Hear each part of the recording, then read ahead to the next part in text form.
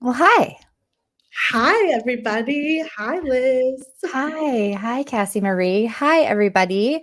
Thank you so much for being here. I noticed the comments. There were quite a few of you in there already, and that made me feel nice. Yeah, we got a big topic we're talking about today, so the support is nice, I'm sure. It is nice. It is really nice. In fact, if you're on the replay crew, you probably might want to skip 5 minutes in because I'd love to say hi to people in here.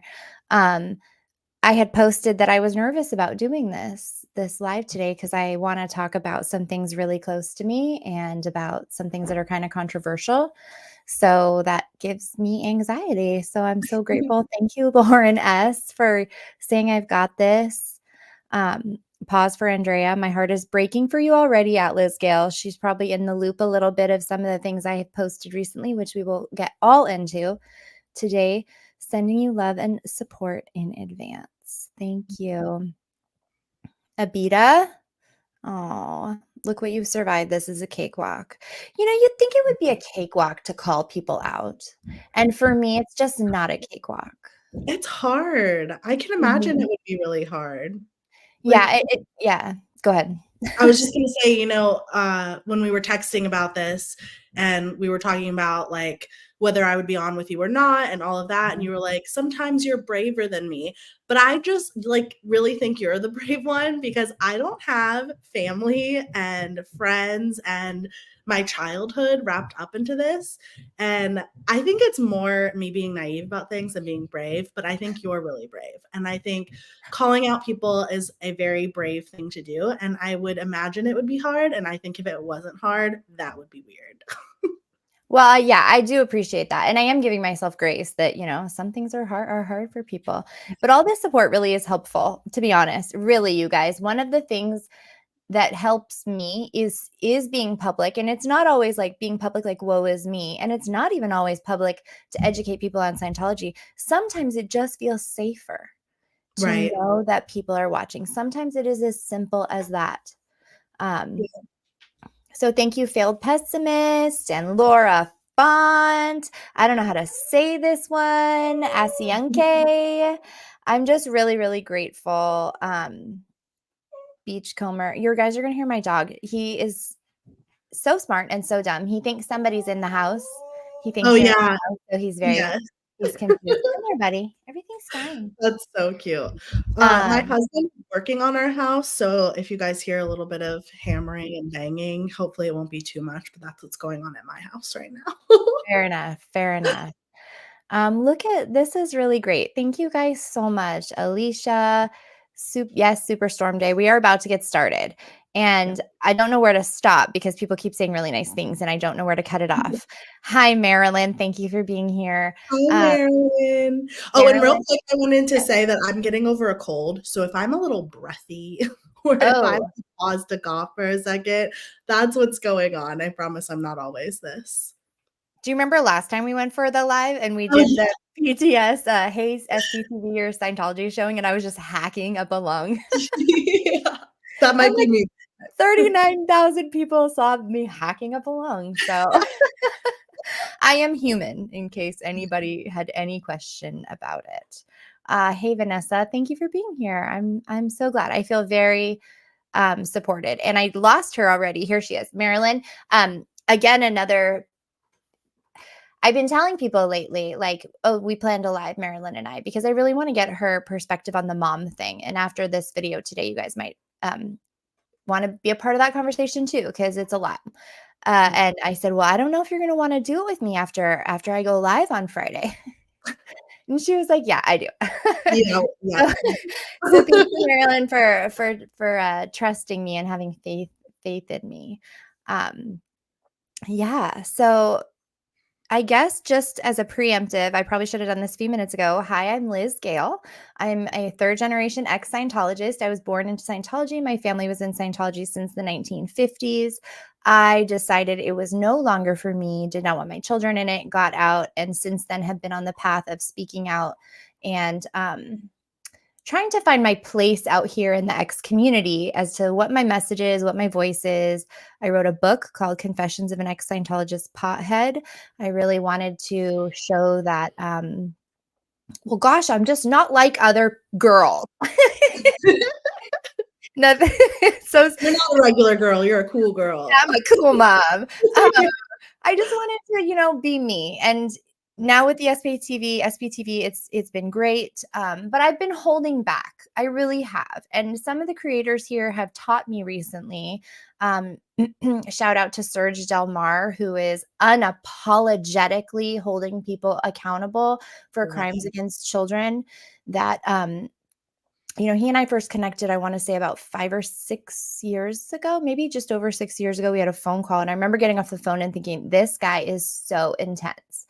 It was at the 20 when he came out on 2020, and that intensity has never died down. I love his message. I think, as we all are, his voice is getting more curated, and for all of Mhm. us, that's the case, and I'm so proud. But it's really opened my eyes, and I want to talk about this whole TikTok thing. I want to talk about the Rolling Stone article. I want to talk about my mother showing up recently on behalf of Scientology as an agent on camera, which I'd like to look at today. And I don't know why it's all happening right now. I don't know why I'm in this position, but here we are. So Mhm. let's talk about it. That's my preface. Let's tell the world who you are before I slam and slay my entire family Well alive. well, this live stream is about you, so I'm just really quickly gonna say, hi, I'm Cassie Marie, No Culty Vibes here on YouTube and on TikTok. I talk about all things cult and pop culture. I was part of a cult-like church, a cult-like MLM, cult-like business coaching, and watching Scientology in the aftermath actually helped me deconstruct from my religion and realize that I was in a really culty relationship with a business coach. And so I made content about it on TikTok, and all of the cult stuff just fascinates me. So I do series and deep dives and just keep up with pop culture and cults. And Liz and I connected on TikTok, and now we're TikTok and YouTube besties, and love diving into these deeper, harder topics together. I think we're like a really good pair when it comes to, I feel like, the harder stuff, especially. So I'm here to support Liz in her story today. We're going to be talking a lot about her and her journey in Scientology, and, like you said, the things that you haven't talked about yet. Well, thank you. I totally appreciate you being willing. It's that's why I said you were brave before, because it's hey, I'm going live. I'm gonna blast the truth, and OSA might come after us. You want in? Always. Yeah, it's a very specific type of ride or die. It is. It really is. Yeah, so I'm very grateful. I'm very grateful. In fact, I had some other friends offer as well, and up until about a day and a half ago, I thought I was going to do this on my own and decided not to. So, with no further ado, let's talk about it. Let's talk about all Okay, the things. I have a slideshow, because if not, we'll get into the weeds. And I do Mhm. want to take this a little slow. I know I tend to do short content, but I'm here for a little while today because I feel the need to be here. I appreciate anybody watching. I appreciate everybody commenting. Um, but I have to do this for me. Yeah. So buckle up, bitches. Here we go. Buckle up. First things first. Let's talk about this Free Sebastian movement, if you wouldn't mind, because I am getting some heat Yeah. for my I don't know if it's called participation. I don't know what the right word is for my contribution to this. Uh, Yeah. what do you know about the Free Sebastian movement? Mostly what I've watched from your content is what I know about the Free Sebastian. So he is a Scientology body router, right? That's what we think. He is at the test center in LA, where a lot of the TikTokers and YouTubers are going live and trying to kind of prevent Scientology from recruiting new people Mhm. and bringing them in to the Scientology test center. That's how they hook you with a personality test, get you to do courses or whatever. And Sebastian was one of like the main guys out there at first, right? Was he out there a lot? He's been out there, I think, for a very long time. Yeah. I'm kind of new to the party. Like Yeah. I said that in, when I first started making content about this, they've been down there at the Hollywood Test Center for, I want to say, months, weeks. Yeah. And I Yeah. know the two main creators, there are so many, and I do not mean to leave anybody out when I talk about them today. I have on my YouTube and on my TikTok a huge list of creators involved in this that are down there. And so I want everybody to follow all of them. Yeah.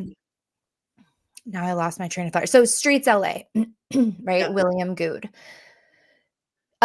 Scared me. The movement kind of scared me. I was like, this Mhm. is just people standing outside yelling, they're antagonistic, yelling. And then honestly, I only really started to pay attention when I started getting into the soap opera of the individual characters and their Yeah. backgrounds.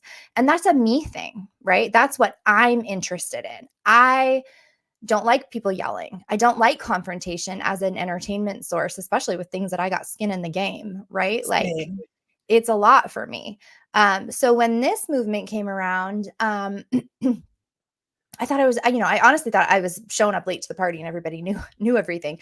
I forget that I am a little bit of an influencer. I don't want to like toot my own horn right here. But like that video got over 250,000 views. And so Right. now when you Google it, I'm like a part of this conversation. And I've learned from that as a human making content, learned from that experience. But I got heat. William Good called me out on a TikTok that I had Did he? yeah, I was going to show it here. Just, yeah, a parasocial relationship with these folks. And that the movement shouldn't be about Free Sebastian. And so Right. but I do disagree, and so I kind of wanted to see. I have a biased perspective. I'm curious your Right. perspective, right? I see the Free Sebastian movement as having pros, right? Like Yeah. awareness, discussion, views, eyes on Scientology. If you are looking up the Free Sebastian hashtag, you already know a few things. You already know he's a Scientologist. You already know Yeah. he's in a cult. You already know that he shouldn't be there. Like there's Yeah. a lot assumed in just a hashtag. I'm so sorry that the world melts everything down into hashtags these days, but that's a thing that happens. Yeah. Um, Go ahead. I was just gonna say I did read the Rolling Stone article a little bit too. So I read Jessica Palmedessa is one of the other like Mhm. main characters that is doing TikTok lives all the time out there. Yeah. And I read a little bit why she said the Free Sebastian movement was counterproductive. Mhm. I personally agree with you in that Fill me I'm in on what not. she said. Do you Huh? remember? Like, can you paraphrase what she was saying? I could I probably think pull it up. she actually specifically said that it's not about rescuing people that are in, it's about preventing people Ah, from joining. I yes, think that is specifically what she said in the article, indeed. and she was saying she did talk about some of the weird aspects of people who've developed a parasocial relationship with him. Yes. Because people were coming, they started showing up and, like, asking for his autograph and, like, Hugging trying to have him? heart-to-heart conversations with him, which Right. is absolutely crossing a line, and it's interesting seeing the cult dynamics at play. I talk a lot about how influencers and pop culture and celebrities, there are Mhm. cult aspects to fandoms, Mhm. even when the celebrity or just, like, the person online isn't necessarily trying to be a cult leader, I find Mhm. really interesting aspects, culty aspects in fandoms and in parasocial relationships. So I agree with Jessica with all of that, that I think some of it has gotten out of hand and For some of sure. it was really weird and people trying to have a heart to heart with this man who is brainwashed into Scientology that does not care that like they think that he's cute or whatever. And I get that all of that is weird. And he doesn't know these people on the internet. Like these people think they know him. And then the people on the internet also don't know him. Like we also Mhm. don't know that much about him.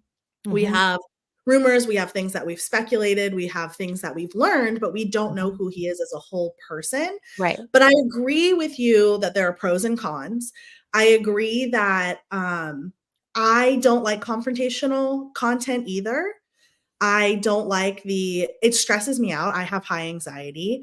So Mhm. like the lives and like the confrontation and them kind of yelling as people are trying to go in and trying to prevent them from going in did initially stress me out. Mhm. And then getting into a little bit more of, like, I like how you put it, the soap opera of it all did Mhm. get me a little bit more interested in it than initially trying to watch. And I Mhm. also wanted to say that I do think there are pros and cons to the confrontational approach that they are taking outside of Mhm. the Scientology buildings. It really reminds me, have you seen, clinic escorts? I don't Mm-mm. know if we're allowed to say, the A word, like Planned Parenthood type Oh, clinics. right. Okay. Um, I follow a specific clinic escort page in Orlando. It's called, Okay. like, Orlando Clinic escorts. And, Okay. there are religious extremists that stand outside of clinics trying Mhm. to prevent women from going in and getting the medical care that they have chosen to get. And the Mhm. clinic escorts kind of block Got it. these women from the people that are yelling at them and heckling Mhm. them. And they often do that by yelling and heckling the people that are there doing the yelling and Right. confronting. And it gets really intense sometimes. Sometimes it's Right. really funny and entertaining. But I see this as very similar. But Mhm. instead of preventing people from being allowed in, they're trying to give people informed consent and stop them from going into Scientology. So I think that there's value in that as well. But I agree. I don't like the confrontation, and I was more interested when you started talking about Free Sebastian. Yeah, there's a human interest story there that, I mean, that's what a grassroots movement or a viral movement needs, in my opinion. It needs to have all of those elements. It needs to have the controversy. It needs to have the confrontation. But if you don't have a backstory behind people, maybe it's false. I realize that now. Could be total Yeah. BS. So I did talk to the individual. Let me clear my name for just a second here. I did talk to I have screenshots with the conversation with the mom. I did ultimately get to text with the person who did speak directly to the mom in the texts. And I have two people who were ex Sea Org who come from a similar background. And they said, hey, nothing looks off. So Yeah. find me two more qualified human individuals that are ex Really Sea Org. quickly Yeah, go really ahead. quickly, give us a recap on that, because I can't remember exactly what I don't even happened wanna and, like. spread it. I don't even wanna Okay. spread it again. I'll just say Sebastian's got a whole lot going on in his past that makes him, the perfect candidate for Scientology, and so therefore the question Yeah. becomes, is he a victim? Is he a perpetrator? And that's what we're all arguing about essentially, right? I'm switching this slide real quick. Yeah. I got called out because it's like, Okay. "Oh, this isn't helping the movement." Okay, I saw this. Can you see this? Let me make this bigger. This was a quote or a comment earlier. I think the Sebastian Heartthrob quote from Rolling Stone magazine came from Liz Gale, especially from an AA Ron video with her. She fangirled, which is okay. Sebastian is cute, but Gail, don't ruin the actual movement. I'm probably asking for trouble, but I don't understand how my fangirling could be ruining their movement. They're live on Yeah. TikTok. Do they not want people to watch? I'm Right. not really sure, but that's fine. And for the record, too, I spoke to that Rolling Stone, uh, journalist for like Right. 45 minutes. Of course, I'm boiled down to a simple quote that matches the narrative of the article. Welcome to the media. Welcome to the world. I'm Right. very grateful that I got a shout out. Maybe if you watch the SPTV, Hey SPTV or Scientology is showing video, you could see how my brother got X-nayed. My brother's story got X-nayed from Rolling Stone back in the day. And so I'm having a full circle moment over here, guys. Yeah. And it has nothing to do with the movement. But here's the thing. At first, I was like, yeah, yeah. I'm always so compassionate, empathetic, right? Free them, free them, free the cult people. Like they're just people, they were abused. And then people like William Good and Serge question that narrative. And I'm Right. not in a cult, guys. I'm gonna take this off for a second. I'm not in a cult, guys. I can question my narrative at any point. And I Yeah, decided, you absolutely. know what? I still think of Sebastian as a kid. I really do. If you're like in your 20s, I don't think you know what's everything that's going on yet. There's more to learn, and you're doing great, but there's more to learn. Um, so we kind of went back and forth about that. I think he kind of updated a little bit his opinion, but the question for me became like, what if it's someone you love? who's standing there, right? Like what? Oh, wait, where'd we go here? Shucks. I'm going Did to we lose. lose the? Here we go. What if it's someone you love and they're standing there? What if it is your mother who's standing there? And lo and behold, guess who showed up outside a Scientology building representing Scientology after everything that has gone on in my family? Wild. My mother. Your So that actual. is another major reason. So to segue into this is not a parasocial relationship. This Right. means so much more to me. Oh, by the way, that Rolling Stone, the only reason she even reached out to me was because she said she followed me for over a year. And I Yeah. thought, thank you. Thank you for that.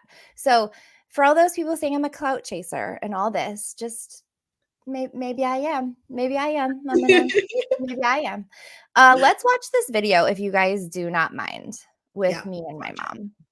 I'm going to remove this. I'm going to do my best here to make this happen. Okay.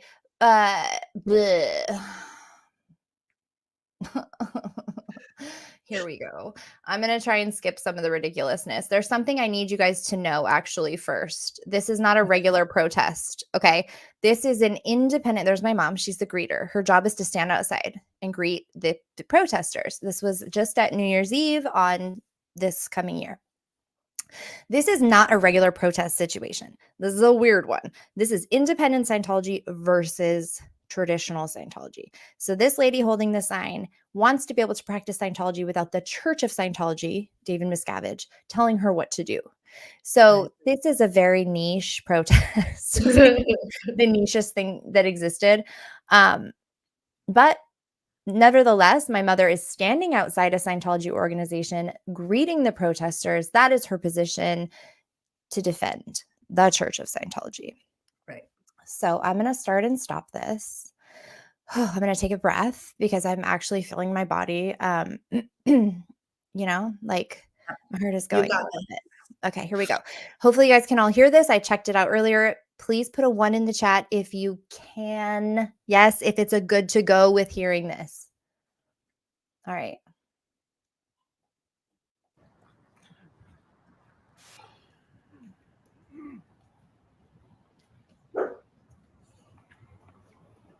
Okay, they're walking up. You can hear me too, right? Hopefully.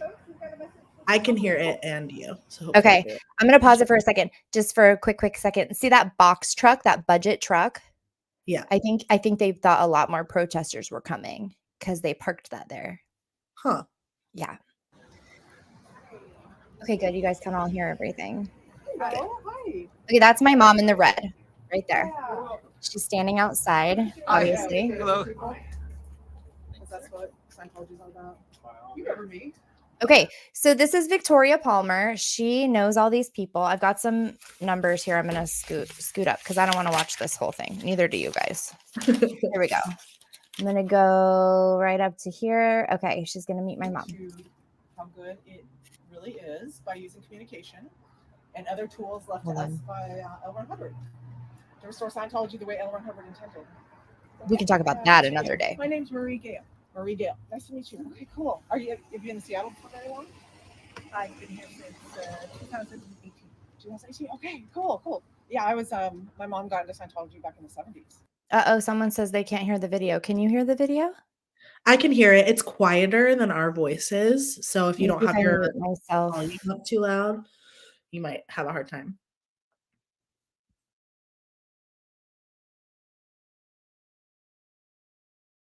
Some of the questions about and so that's why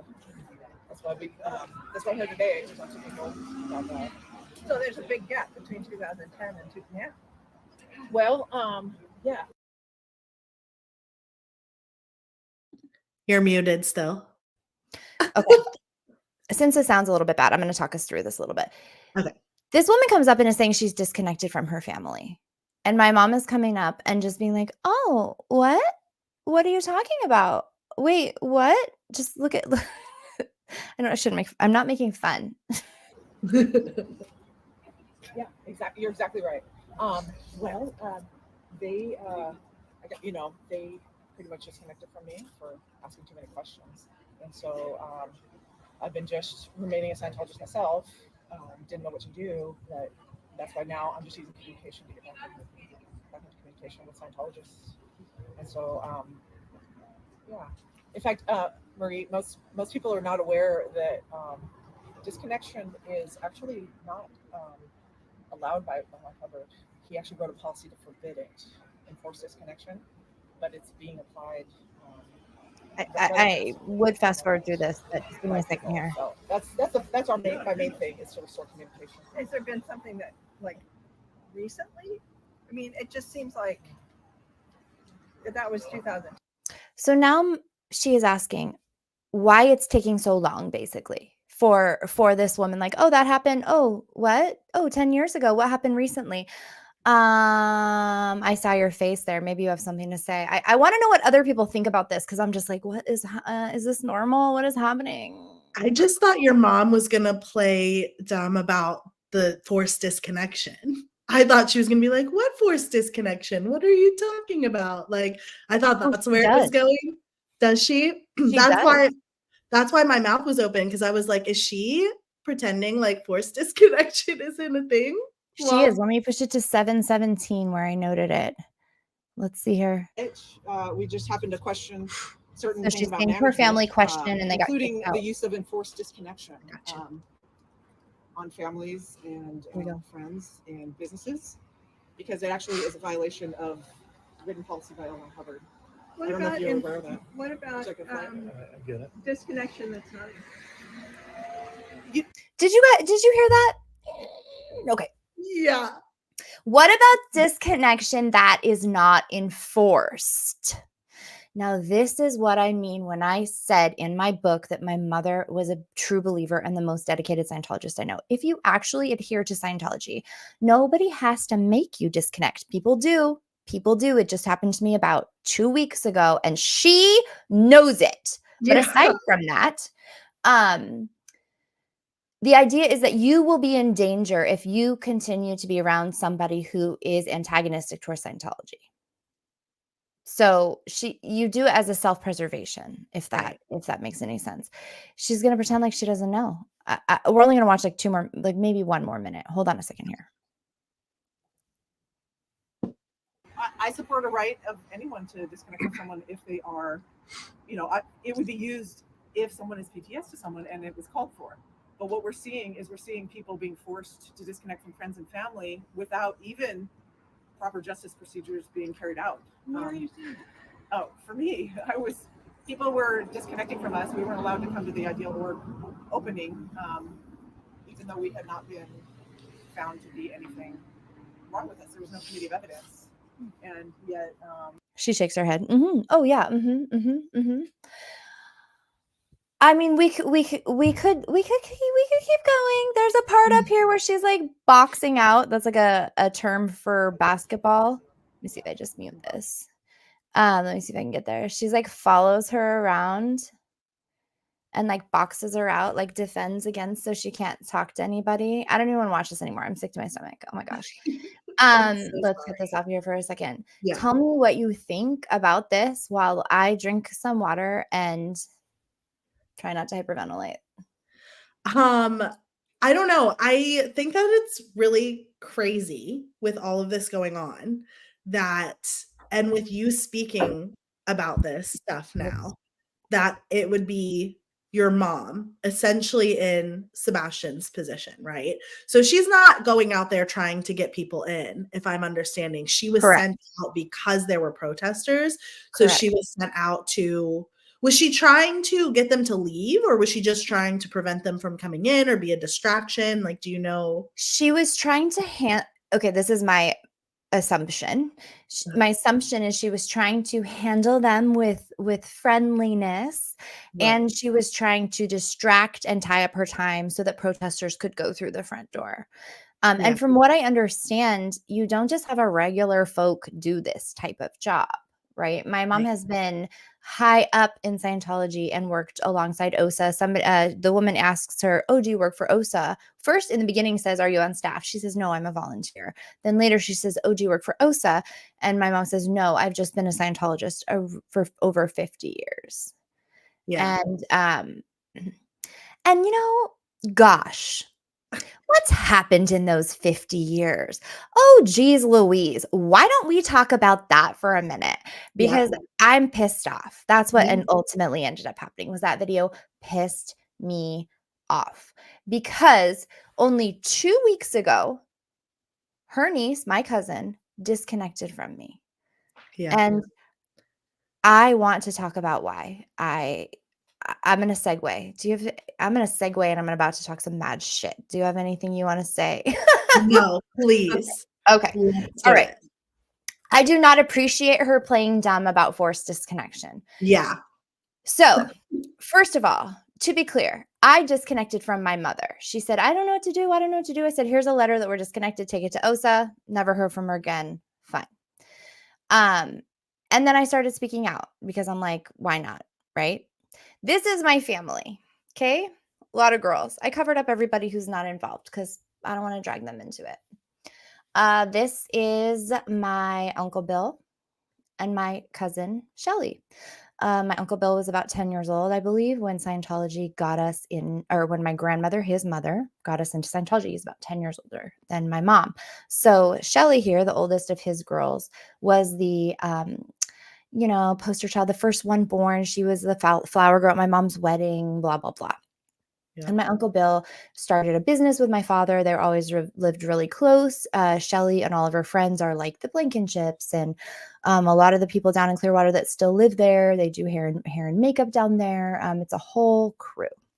Yeah. So we had a ranch, and this was a picture from a ranch weekend where Shelly, and you see she's holding a little girl, came out to the property. They flew from Florida out to the property. And long story short, my uncle came with, and he was very clear that he had a problem. He made some very inappropriate comments about one of my nieces. He also inappropriately, I feel terrible because we had the Wii bowling was new, and I arranged a full family-wide tournament, and he asked to be on I shouldn't name too close. He asked to be on the team with a couple of little girls.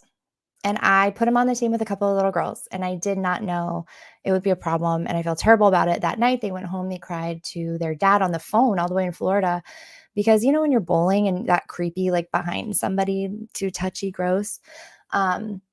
And he raised a lot of red flags about other people. Like you saw, that was a bunch of women family. We had a bunch of male boyfriends came and whatever. And really anybody outside the family was like, what's wrong with this guy? This is messed up. So at one point, he made a very inappropriate comment. And that was when we had to figure out what was going on. Something's not right. Turns out that he had flown them out to Florida as part of a ethics cycle, an ethics handling, because he had gotten caught with some inappropriate materials that were associated with girls in the family. And that was obviously not okay. But the weird thing is that out there because he was done, right? Because he fixed it, because he was finishing his liability formula. And we'll talk about that in a minute, but at the end of that, you get signatures from your family. And so he was out there to get a signature from my mother to let him back in the family. And yet while he's out there, he is behaving to the point where children are calling their fathers and crying. People are like, what's wrong? And finally, I come to find out that, that he is that's the situation. I make a pretty big stink of it. I write him a horrible email, tell him never to show up again. If he wants to date 18-year-olds, that's fine, but make sure that they are not a part of our family. I never want to see you set foot on this property again. And what's further is that I went to this woman who is not covered with her face here, to my cousin, and I said, I don't know if you know this, but we have generational pedos in our family, and this is a bigger problem than you may realize. And her and her husband held that baby in their arms and looked at me and said, nope, it's fine. He completed his Scientology ethics handling. He is fixed. He is fine. So I thought, okay, well, this is obviously really screwed up. And he did leave with the signature of my mother. He did get that Oh approval, my even though it was brought to her attention and everyone's attention that it was obviously not fixed because he made some very inappropriate comments. And if you're commenting like that across the country on vacation with your family, what are you doing in private? Let's be serious. Yeah. And whatever had happened, I won't even speculate, but I will say that the FBI went to these girls' Scientology school and interviewed them. Like, this is the Gosh. level that we got to. So it was known about. Okay, so after they tell me that the cycle, that he's fine because it ends with like one of the last things you have to do is make amends. And in that amends, he flew them out to Oregon. That was part of the amends, right? So like these monetary things. And I'm really trying to like keep it concise here, not get off into the weeds here. You're doing Okay. So this was before. Okay, this was the first incident. And after this, I still didn't speak out against Scientology, but I knew my children. Like that was the moment where I was like, these people are freaking crazy. right. You're holding a baby girl and you are around predators and you're being told you have it and you're like, no. So willful ignorance. Okay, so let's keep moving on because let me tell you, it's about to get worse.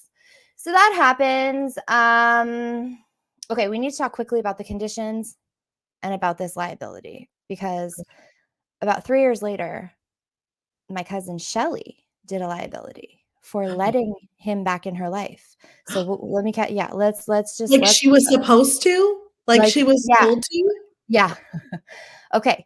So Oh in my Scientology, there are ethics conditions. Everything is through this lens. Okay. There are 12 of them.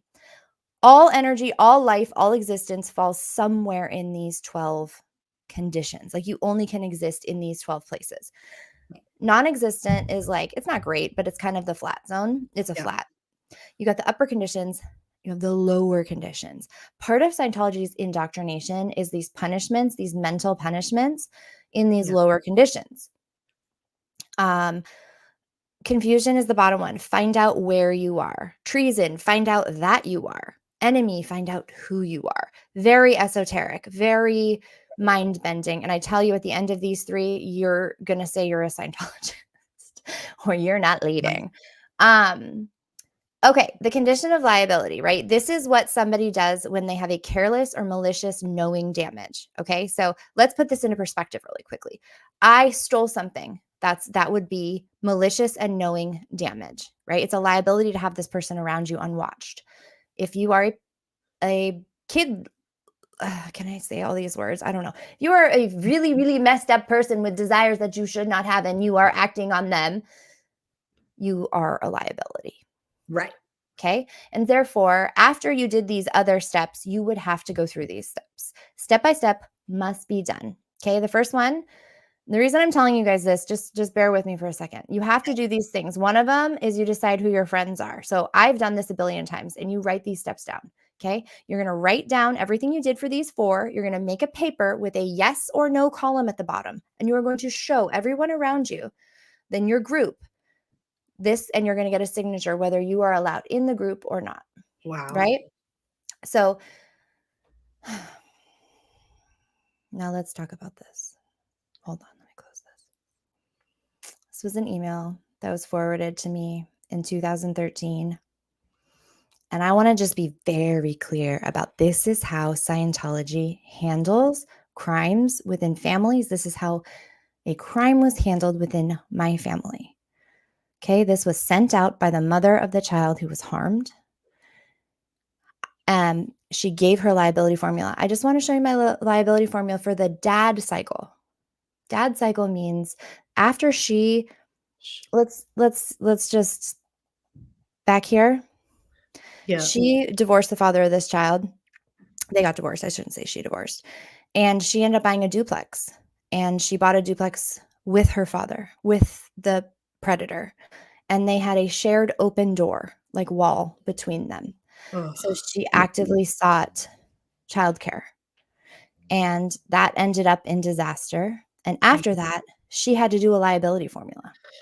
So she's sending this out. I just want to show you the liability formula for the dad cycle and let you know I built a wall and child is not around dad until he finishes his own conditions, which he Gosh. is working on, and OWs. So I want to put a glimpse into the mindset here. Okay, this is a generational Scientologist who is faced with direct harm to her youngest daughter, which is equivalent and mimicking of the direct harm to her other older daughters, which is directly similar to other things that have happened within our family. Not a secret. And yet she already sees a time that she will let this person back into her life and around her child. Gosh. So I actually do not have, I looked so much this morning. I saw the liability formula with my own eyes. And what I do have is the response I made to the person who sent it to me. And I quoted some of her liability formula. Yeah. So I wrote, holy crap, that was weird. Some strange phrases like they quote, they will not let someone in their family be injured if it is not necessary. So she is saying, my friends are the people who will not let someone in their family be endangered if it is not necessary. I don't understand that. So weird. Yeah. And then she also says, what about when she says the enemy of the group is, quote, the group, because you have to establish the group you want to be a part of and the group you don't. Group are Yeah. laziness, out ethics, dishonesty, broken agreements, restimulation, and generally ignoring what is known to be right. That was her. So she did that. She also mentioned that she took her daughter to the doctor. I took child to the doctor, Scott, got her on supplements she needed to handle the medicine that was showing up as affecting her body. My uncle was rubbing testosterone cream on her body so that she would have side effects. If you look them up, it's pretty disgusting. That's the alleged story, and this email seems to corroborate that, does it not? You're hilarious. You wrote this email just like you talk. Answer, fuck no, gross. I am grossed out. I did. This was my immediate Yeah. response back then, and this Yeah. was my final. This was me being like, "Fuck this, fuck Yeah. this." Yeah. Which is Um, an appropriate response, honestly. yes. She said she took the daughter in. I mean, I don't want to get too personal here, but like this is what happened. Okay, I'm gonna Yeah. take this off the screen now because I'm tired of looking at it. But I've alluded in the past to Scientology covering up crimes against children, and I've never been ballsy enough to say exactly what happened. And I have wanted to protect people. I certainly don't want anybody to be embarrassed or be called out by this, but it needs to be seen. And that is where when I see my mother standing out there, oh, what's forced? Oh, by the way, Shelly forced my last cousin to disconnect from me like 2 weeks ago. Shelly is actively trying to tell other people how to live their lives. Right. By the way, Shelly, if you're watching this, give me a call. Let's hash this out because I have Uh-oh. some words for you. And I feel similarly to my mother, you know, my family should be in Yeah. hiding. They should be ashamed about what happened. Yeah. They should be in therapy, as we all should be. Yep. And I'm extremely frustrated and disappointed to see her stand, my mother in particular, stand outside an organization and pretend like she doesn't know what anybody's talking about. Like she Right. doesn't see the problem. And so back to the Free Sebastian movement, I can no longer say that it's about freeing anybody. The movement's great, I think, because Right. it highlights the problem, but there is no saving Marie. Right. Like there is Yeah. no that energy, like that time. It's best put on having people not ever join, not ever join. Right. And I don't know. I think that that's so important. And maybe some of you guys in the chat have been with me for a while. Like I shut down my YouTube about 3 months ago. I had a whole identity crisis. Like what's the point of all of this? And I realize now it's not to save people like Shelly.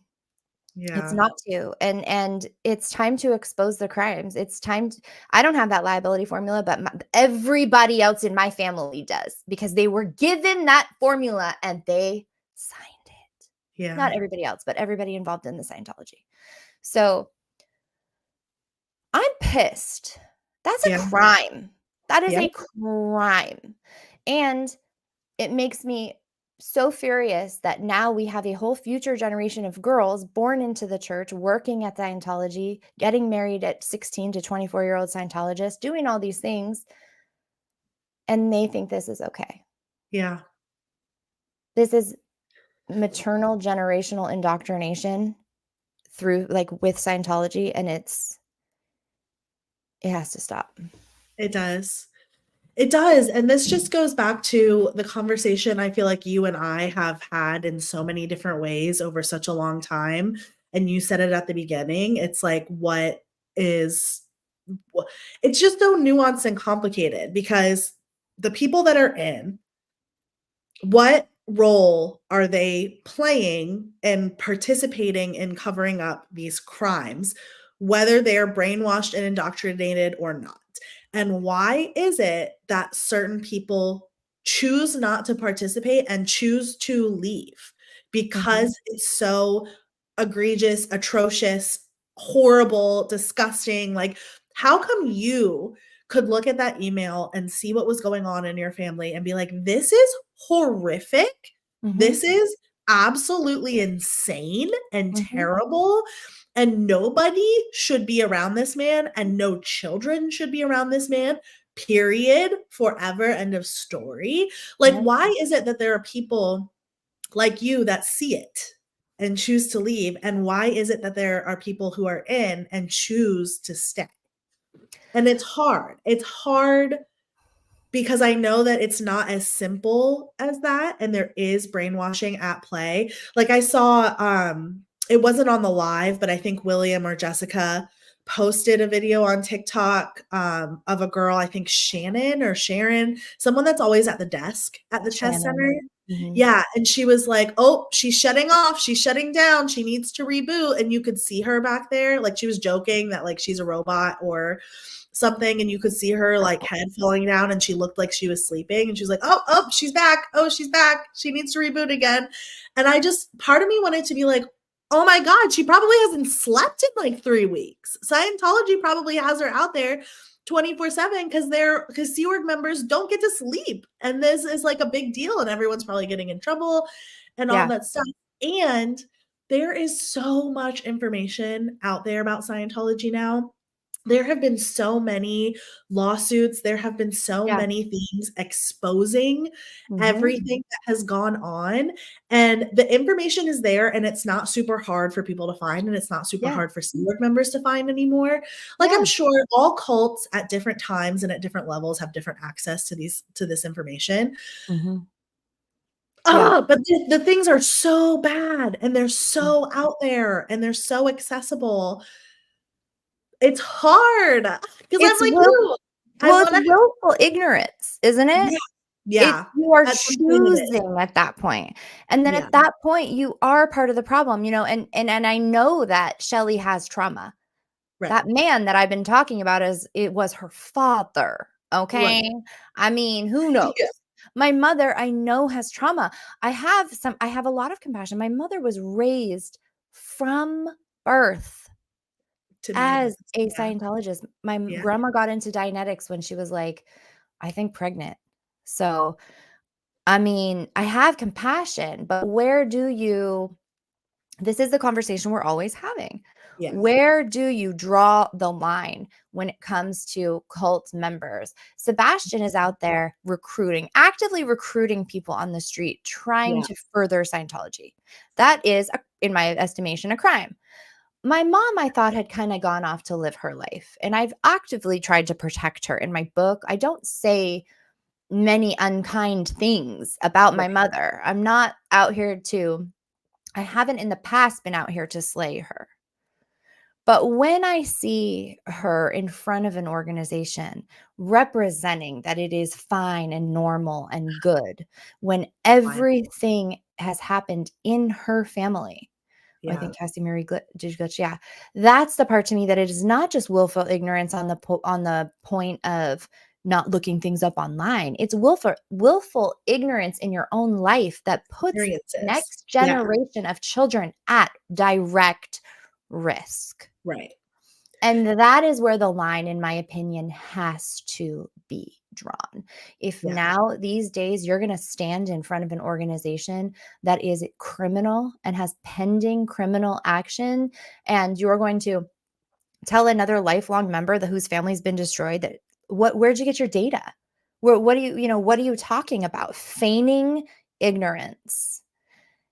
That's not going to work anymore, OSA. Yeah. Whoever ran those drills, it's not going to work anymore. There is no feigned innocence, feigned ignorance anymore. The information is at your fingertips. Yeah. And there's no excuse at this point. And so I feel like my tides are shifting. I've always been this very, very compassionate and empathetic person, and I am. But Yeah. when does the empathy, there's this whole thing like, well, a bunch of people told me you're going to do your mom a favor today by blasting her like Yeah. this. You're going to do Shelly a favor. I mean, Shelly's trying to be on her OT levels, right? Yeah. Try it now, BZ. Try it now. I Yeah. love it. I mean, yeah, that's why this is a big reason why I love Serge so much and the way he talks about things, because I think that Yeah. when you bring children into it, that's an easy way for me to have like less empathy for the adults and more empathy for like Yeah. the victims and people who, I mean, I always have more empathy for victims and those who are marginalized and those being abused. But you would think that any adult could look at children and know that they need to be protected. Right. And whether it's a Scientology, like this is where I draw the line. Whether it's brainwashing or not, whether they're so duped and they wouldn't do this under regular circumstances or not, they're actively harming, participating in harm, perpetuating harm, and trying to bring more people into something that is causing an insane amount of harm to so many children, elders. Like the elder abuse is wild. Yes. The elders, the Yeah. vulnerable populations, right? Yes. And they're actively causing just absolute insane amounts of harm. And that's why I'm really harsh on the celebrity Scientologists. And I always have been. And some people get really defensive of celebrity Scientologists and those who have left. I'm pretty critical of those who have left and choose not to speak out as well. And people are like, oh, they left, they're leaving it behind them. And I'm like, yes, but the children. But they haven't actively spoken out against what they were part of. And they haven't stopped to say, yeah, I've seen, they've seen it. And that's what Serge says all the time. Serge is like, they're not stupid. They've stayed in these hotels.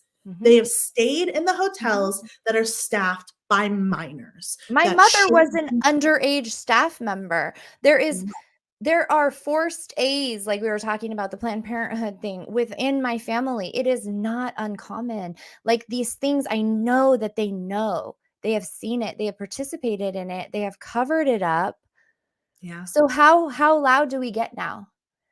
Yeah. How screaming from the rooftops do I need to become? This is Yeah. now where I'm at. I'm like, Yeah. how rogue do I go? Because at this Yeah. point, the future, the other thing too is it's not just the women. I happen to have a family who has procreated mostly young girls. That's, I don't know, in our genetic line or something. And let's see, of the future generation, there are 1, 2, 3, whatever. There's like 9 girls, and they're all they're all in this. So I don't know what's happening with them, but they're all in that culture and in that world. And I have boys. But I could see clear as day that it's not just victims on the female side that are created. Perpetrators are created. And it's not that I thought my sweet baby angel boys were going to be like some bad person, but there's a system where you learn to get away with things. You learn what is a real crime and what's not based on your guidance and your leadership. And I don't think that it's a surprise or a coincidence that I know multiple men in Scientology who have done ethics cycles for being with underage girls, for doing things to underage teenage girls that they should not have done. More people in that world that are father figure than not. if Yeah. that makes sense. In one of the lawsuits that was recently brought out about Scientology, it was from a Jane Doe who alleges that she was forced to marry Gavin Potter, I believe. Did you see that one? I didn't. Well, I believe she was forced to marry, I might get the name wrong, but she was forced to marry her SAer, Yeah. and or she had to go to RPF for 5 years, which is like, you know, not good. Nobody wants to go there. It's like hard labor. Uh, and one of the things that was in that lawsuit talked about bridge babes, and it was very well known that young girls who were attractive would be recruited to Bridge. Bridge is their publication, so you're on sales. I think it's even a for-profit company. So you're doing sales, just like Sebastian. He's a babe, right? Like he's a cute guy. He's very young, but he's attractive. There's no secret. There's no coincidence here. Yeah. I've just went off for like 15 minutes about that. I'm really ranting. I'm like, No, I'm I love it. I'm like here. clinging I'm to your processing word. on the fly. I want to say Yeah. thank you. I left this up for so long. Thank you so much, Lume Dawa. And you are so right. Yeah. And it is the elders and the children because they are still there. And when you are talking about they ran out of little Liz's. They've already run through everybody in my family. My goodness. Now they Yeah. have to import people from other countries Yeah. who don't know. Yeah. Who don't know. It's truly terrible. And it's not like this isn't unique to Scientology. This happens Correct. a lot in like cult, like any cult systems. And there are a Correct. lot of churches. Like this is happening a lot with Baptist churches, SBC Yep. churches. There have been a lot of like things exposed where pastors, like it breeds this Yep. type of abuse and these type of pastors, and it's systemic. And Yep. you learn to be a bad person through these systems. And at what point are you just being a bad person, right? At what Yeah. point is it like you're past, like you're indoctrinated, you're in it and you're being a Yeah. bad person? It helps me understand it a little bit when someone explained to me like having narcissistic parents and how no matter how hard you try, you still learn. Like that was your example. So you learn harmful behaviors from your narcissistic parents, even if you are not a narcissist, even if you were a victim and you were raised by the narcissist, you can often still learn certain manipulation tactics and certain traits and things that you have to unlearn and go through therapy. Even though you're not trying to manipulate people, you don't mean to harm people. It's just what you learned because that was the example. And that helps me understand a lot too, like in a cult, like people like you and I had to deconstruct and do so much work leaving the cult. And I don't know what the difference is. I don't know what makes a person say this is awful and what makes a person stay in. But like you were just as indoctrinated as anyone. You were third generation, right? So like like you and I both do this, and it's like we can make excuses for people all we want and for your family all we want, but you arguably are more indoctrinated than your mom. You know, like you were raised by her who was so indoctrinated. Potentially. She definitely did more. She put in more time. But yeah, no. Well, and it's so strange because I'm sure that if I had a conversation with any Scientologist mother and I said, let's look at the Ruby Frankie case, right? And the Hildebrandt situation.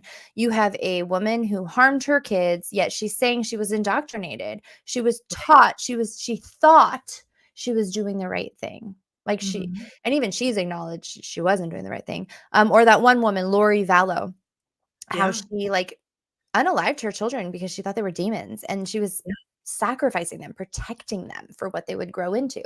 I think every Scientologist could look at that situation and say, that's insane.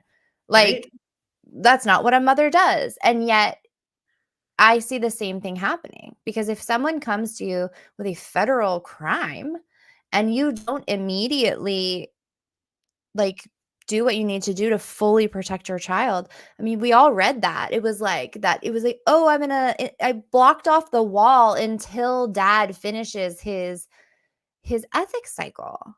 Right. That's the mindset. It's like, that's the end all. That's the conclusion, the final, the EP, as they say, the end phenomenon in Scientology. That's the win. It's like, we're going to cure him of I don't know if it's a mental illness or like how you want to consider the urge to SA your own grandchildren, I don't know how to classify that, but Yeah. that evilness has been proven not to be cured by Scientology. Right.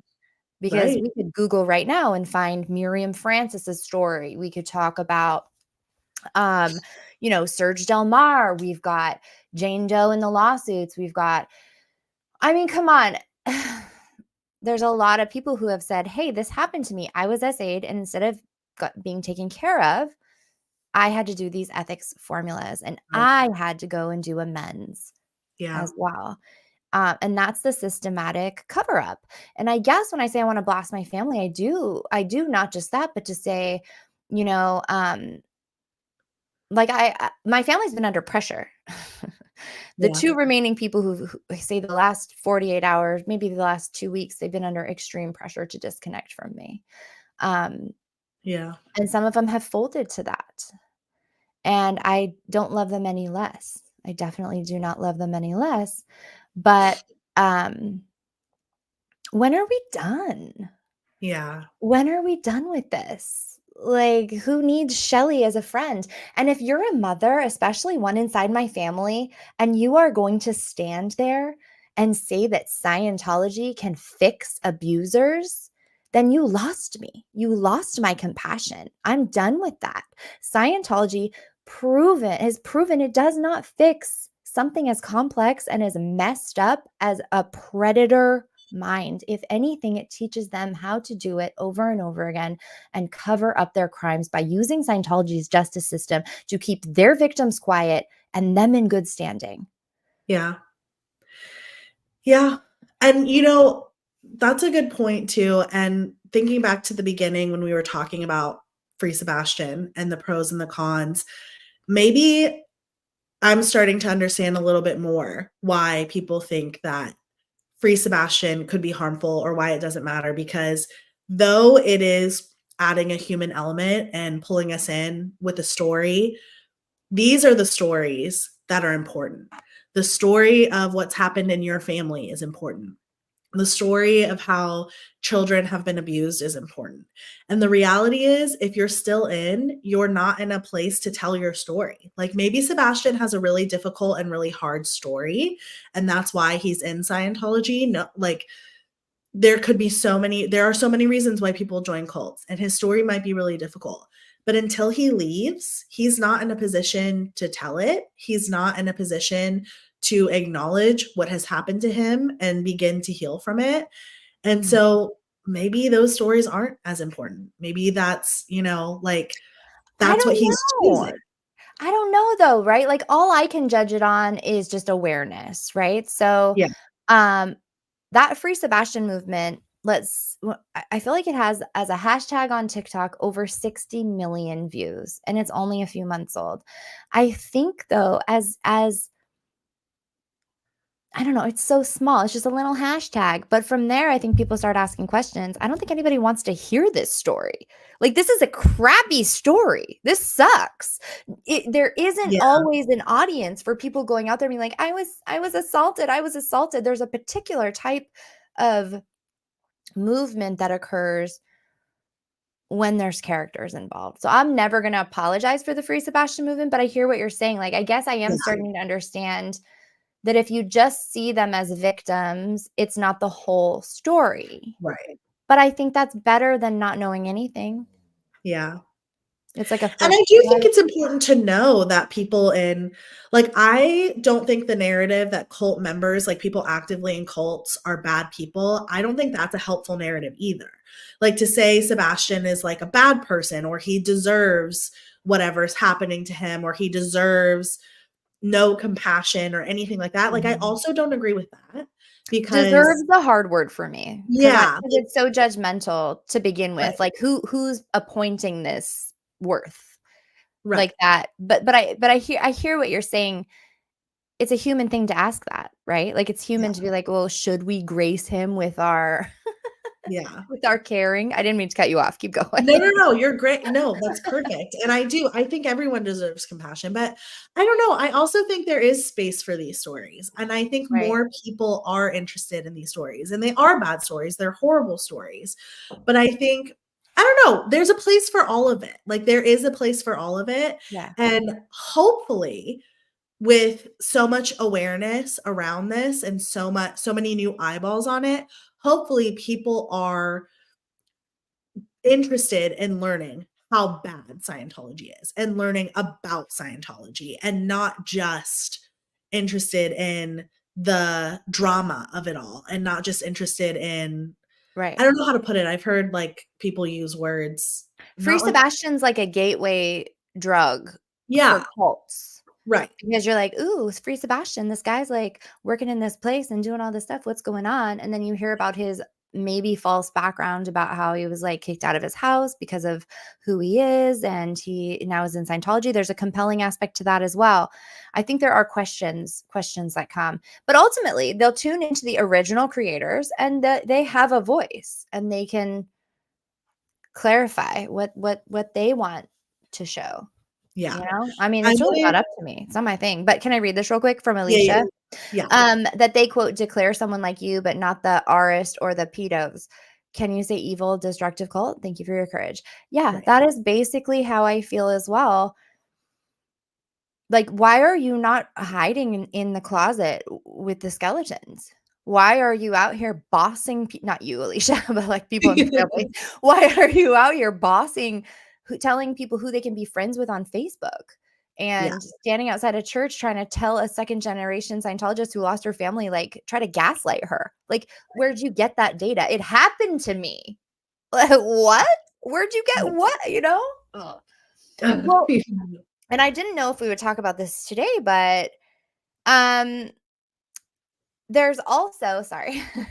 No, you're There's good. also this conversation that's been really happening around SPTV in particular, but about parents. You know, I think like Serge Delmar has been really unapologetically on one side that like parents chose what happened to their children.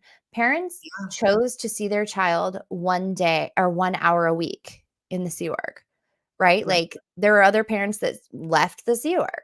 Parents chose, my parents not just chose for me to have a Scientology education and upbringing. They paid, you know, tens of $1,000s a year so that I would be fully indoctrinated. So those are choices. And Yeah. then that brings me to someone like Mike Rinder Yeah. because um Mike Rinder is sort of this quintessential character, right? He's almost become bigger than he's like a Sebastian. He's become bigger than Yeah. himself. He represents something bigger.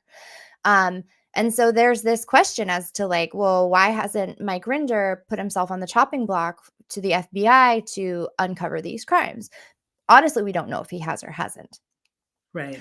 And I'm always looking for that line. I'm always trying to figure out who's worth saving. And I know I'm like deserve worth. It's not up to me. Everybody's worth Yeah. saving. But where do I put my energy? What is my message? Who am I trying to help? Right. And I kind of just boils down to me right now, so simplified. But if you're trying, right? Yeah. If you're trying, is that if you're trying to improve the situation that you messed up, is that enough? How far do you have to come to be accepted? Right. How far do you have to go to not be worthy of being screamed at by William Good um, on the street corner? I don't know. I Yeah. literally don't. I cried for 2 days thinking about William Good screaming at my mother. This is not even anything bad about William at all. I respect what he's doing, but to put those two thoughts together in my mind It's was hard. hard, Yeah. hard. And yet at the end of the day, everything that has been done to wake her up hasn't worked. Maybe it is something like having, 10 million eyes on TikTok on you, Yeah. calling you out like this. Marie Gale, are you really doing this? Are you really standing by the Church of Scientology to this day? Shelly, you're going to bully your little sister into who she follows on Facebook with the history that you have? Are you for real? And anybody who ever wondered why I left my family, any of you others, you stay in Scientology, you are condoning systematic child abuse. Yeah. Sorry, pick a side. Yeah. I'm not that's what it has to be now. If you were abused and you still want to choose to become an abuser, you are now an abuser. You're choosing to be an abuser. Yeah. Yes. And so now, taking that all back, right? Wrapping it all up in a pretty little bow. Free Sebastian. Sebastian. By these standards, Sebastian is an abuser, right? If Yeah. we're just going on this rubric that we just decided, he's outside actively representing a cult. He probably knows firsthand that young people are indoctrinated. He probably knows firsthand that they're going across state lines. He knows who cleans the toilets, who's on the RPF. He knows. And yet Yeah. he's handing out personality tests to try to manipulate people into the organization. Yeah. But now let's look at Mike Rinder. And I don't have answers here. I'm not on a soapbox. I'm trying to Yeah. process. You poor people watching this are like, I know. what is wrong with this chick? I know. I feel like Go I can through be convinced either way on both sides. And I see so many different like angles of thinking about these things. And they're like, you and I do not have answers. We're not coming into this as experts of like who is good, who is bad. No. We're just talking about this stuff because I think the more we talk about it and the more voices, like I've started a ton of comments, like the more voices we can have on this, I just think it's a productive conversation. I think so too. I think so too. And we do all have to answer for our lives. I don't Yeah. know how, and I don't know how it works, whatever, but I do believe that we're all going to lay our head down to die one day in our mortal coil, and we're going to know. We're going to know. And some of us are going to have prioritized our relationships with our children and our adult children and our grandchildren. And some of us will not have. And you end up how you end up. And that's why I was so happy to kind of just let my mom let it go. Cause I'm like, she's an old woman. She was born into this. She just needs to she's living her life. She's doing her thing. Hatred in my heart is no good, which is still the case. Yeah. But now you're outside a church playing dumb. You're outside. Where'd you get your data? That's so frustrating to me. So frustrating to me. It And if is. you have little girls, if you happen to be raising little girls around that particular environment, watch your back. Yeah. And get out. Yeah. And that's why I have a soft spot, I would say, for Mike Rinder. And this is unpopular. I'm not trying to piss anybody off here. But Yeah. I mean, there's an element of trying. Yeah. Right? Yeah. I think he's done a lot of stuff. He's tried to do a lot of things since he's left. I'm sure he could do more. He's also done some not great things. Like we've seen it on both sides. And yeah. He's a bit like the Free Sebastian movement at this point. A bit. Yeah. Right? There's the shiny thing of his show, right? The Leah Remini Aftermath show. And he's up there and he's this character and he's representing sort of this character. The OSA guy that turned good. But that's a great conversation. But if you dive further into the conversation, there's a whole nother layer. It's a whole nother nuanced layer. Do you remember the allegory of the cave? No. I put it in my book because it just blew my mind. It's from Plato. I'll probably hack this all wrong, but basically people are locked up in a cave and they're watching shadow puppets on the wall and they have never left the cave. They think those shadow puppets are God. And so one person breaks free and they go into the next chamber of the cave and they see that it's actually people making the shadows. And they say, hey guys, hey, this isn't real. These are just shadow puppets. This is a show. And nobody believes them and they won't leave the cave. And that's beautiful and good. But then there's this other chamber of the cave where you're even further out and you are going to leave those people in the dust and you have to make a choice. Do I stay to help them understand, to comfort them, to coax their asses out? Or do I go out and set an example that you can be out here? And I have to choose the latter. Yeah. I cannot coddle you anymore. If you don't know why your 3 daughters were SA'd by the same man that you let into their life over and over again and then covered up with Scientology, if you haven't figured that out by now, you're never going to. Right. At what point are you going to actually see? Yeah. That's Because not usually With that too, that's usually like one of the things that like snaps people out of it, right? Like they talk about in cults. I've Right. heard Sarah and Nippy from A Little Bit Culty, they were in Nexium. I've heard them use the shelf example. And it's like you kind of gather things in your time in the cult that you think are weird or off or wrong. But instead of like looking at it or questioning it, you put it on the shelf and you just move on Yeah. with your cult life and your cult self.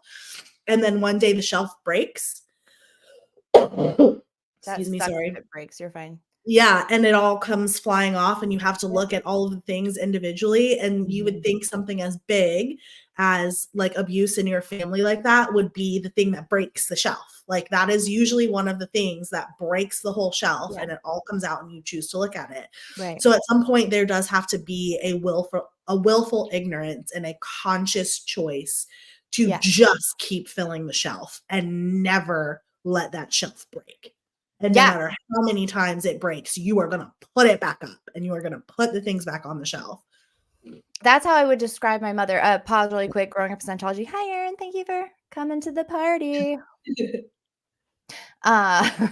We'll see if Erin still talks to me tomorrow. We'll see if anybody still talks to me tomorrow. Oh my gosh, you're hilarious. The thing about that, yeah, the shelf. When I finally chose to cut ties with my mom about 6 years ago, it was because I felt her shelf was so full that it would not be fair or kind or good of me to be that final thing that crashed her shelf down, because I just know, think about me, like I had this identity crisis in my late 20s, 30s. She's with, we're talking about when she's 50, 60, 70 years old.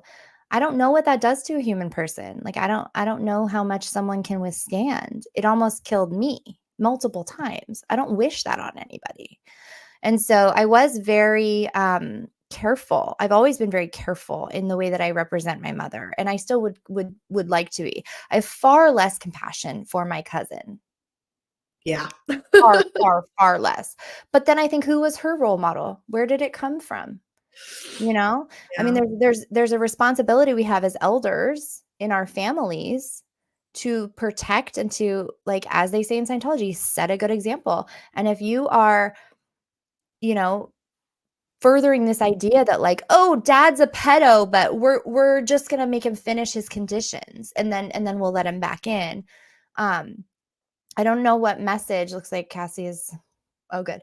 I don't know what message that sends to young girls. It's not Yeah. good. It's No. not a good one. It surely is. Here we go. We should probably. Okay, I'm gonna bring this one up, and I know this is gonna be a little bit of a rabbit hole, and then we can wrap it up and do comments. Is that Okay. That's good? Perfect. Yeah. Okay. I didn't quite sweat through my shirt like I did the last time we did a live, but ooh, I'm gonna need a shower after this. Nora, hey. Calling Mike Rinder a character is the most accurate description I've ever heard the show persona I've ever heard. The show persona. She's a word clearer too. She's like, you have so many MUs. M9. Here we go. Calling Mike Rinder a character is the most accurate description I've ever heard. The show persona isn't the real Mike. That's more like the 2020 episode. Not much has changed after leaving. Well, and see, that's the thing, is that the world in general only really knows the Mike, any of us, that we present on social media, that we present to the world. And it's like, what is more valuable? I really don't know. Is that character that is showing, like, how much has he taught the world? And then I've asked him about my brother before, and he's like, I don't know what you're talking about. Or Miriam Francis, like, she needed help. She needed support. And when you go to the people that you think have information and they don't get it, it's so heartbreaking, because sometimes that's your last hope for help. And Mike Rinder has also come to represent sort of the last hope for help for a lot of people. It's just a lot, you guys. It is. So freaking It is. put that in your pipe and smoke it, as they say. Anything else you want to say before we get into these comments? I hope that I was able to express myself clearly today. I think you did. No, I don't even think I have anything to add. I think I'm glad that you were able to talk about that and get it off your chest. And I think I think stories like this remind us like what's important and why we're talking about Scientology. I think it can get lost in the weeds sometimes when we're consuming a lot of Scientology content, and with the new like popularity of it with the live streams and things like that. I think sometimes with it being so broad and so wide, the reason why we're doing this can get lost, and we have to decide why we're doing this over and over and over again. So I think hearing your story and your family story, and you not only getting that off your chest, but you reminding yourself and reminding all of us why Scientology is so horrible and so horrific and deserves to be exposed, and like what this is really about. Yeah, I think that is the most important thing. And so that's I think why I felt really compelled to talk today, because it is just like some people are going to end with that parasocial relationship. People are only going to remember, but it's like maybe they're going to walk down a street someday and get handed a flyer and remember, oh, free Sebastian, and just know like, oh, I don't want to join that. There, or maybe someone's going to watch the Leah Remini and Mike Rinder show and get a whole new viewpoint and understanding, and never ask if Mike Rinder's come clean about all of his crimes. I really don't know what's good or what's valuable or what makes the difference. I just sincerely think that if we try, that's the first step. And I see someone like my mom. It's like, oh, you're trying, but you're trying to protect Scientology. That means that means they're still in it.